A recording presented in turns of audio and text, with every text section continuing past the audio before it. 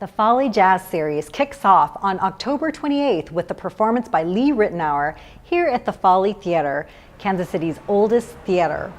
Today we are talking to the Folly's Executive Director, Gail Tallis. Gail, thank you for having us here. Thank you, Consuelo. Happy to be here. And you were going to tell us more about the Jazz Series and about a lot of the exciting things that are happening with the Jazz Series and a unique collaboration and everything that's happening here. Absolutely. We do have a lot going on, certainly.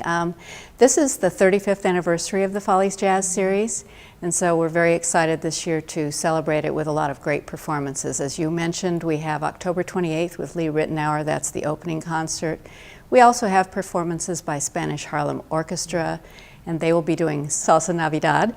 And then we also have SF Jazz Collective, Cyril Amy. We have a lot of great shows this year, and it's a very celebratory season, so we hope everybody will enjoy it. Now, the Folly Jazz Series has had a history of bringing different performers at different stages in their careers, like Alice Marcellus, who's the patriarch of the Marcellus family, and then you have, before he was even on the Stephen Colbert Show, Jon Batiste. So it's such a great way to get an idea of what's out there and what's been out there. So, and they come to Kansas City, which is so exciting. They do. We have had so many incredible performances through the years.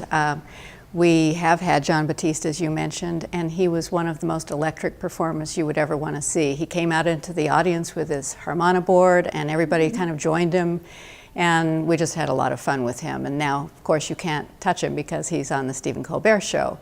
Also, one of our spotlight performances was Esperanza Spalding, who, of course, everybody knows. She's performed with so many different people now. And we've had the pros like Alice Marcellus, Chick Corea, Sonny Rollins. We've also had a lot of Kansas City's great performers like Kevin Mahogany, Karen Allison, Jay McShann, Marilyn May has performed here. So we've been very fortunate through the years to have all of these incredible artists perform. Too many to mention, unfortunately. Kurt Elling. And we're already starting to line up our season for next year, as a matter of fact, 2018-19. So we'll see what comes from that. Well, you mentioned kind of the younger generation of jazz performers, but you're also collaborating with a younger generation of visual artists with the Art Institute. Can you tell us about that unique collaboration that you have with the Jazz Series and the students from the Art Institute? We are collaborating with the Art Institute, and it's a wonderful collaboration. It's one of the favorite things that I do all year, and I absolutely love it because the students' passion comes through in this project and their artistry, of course. We've been doing it for 9 years. And each year I'm able to give the students a tour of the Folly Theater. Most of them have never been here, so they get a tour, they hear about the history, the ghost stories, the various performers that have been on stage here, including people like Gypsy Rose Lee and the Marx Brothers.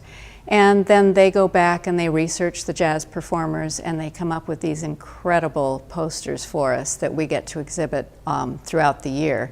We have to unfortunately choose a few that we focus on, and that's the hardest part of it. We have a great panel of judges for this that we pull together, and they're all either artists, printers, or design people themselves. And so the teachers at the Art Institute have been so supportive of this project, and it's just really wonderful to see what they come up with each year. And the students get the opportunity to meet the artists that they're doing the posters about. Correct? Yes, one of the really fun things is that we invite the students to come because we are trying to draw a younger generation to our jazz performances because they're such great performances, and musically we know the improv piece sort of is similar to what the artists go through with their own artistry. So we invite them to come to a performance, bring their friends, bring their family. We announce them from the stage and talk about them a little bit in the program. And then afterwards, we have them meet the performer and get their poster signed by the performer. And many times the performer will actually say, you know, I'd like your information because I love this poster. I'd like to use you for an album cover or something in the future. Arturo Sandoval actually walked out the door. He was stealing one year. So they love what these students do as well because they don't see anything like it anywhere else where they perform. So these posters are kind of like Kansas City ambassadors. They are. They are, absolutely. Yes. So if folks want to find out more about everything that's happening at the Folly, where would they go? They can go to our website at follytheater.org or call our phone number at 816-842-5500. All right. right, Gail. Well, thank you so much for sharing this information in your beautiful home. Thank you, Consuelo. It's been a great pleasure. Thank you. The Neighborhood Tourist Development Fund supports local nonprofits that bring cultural, social, educational, and recreational activities to our area.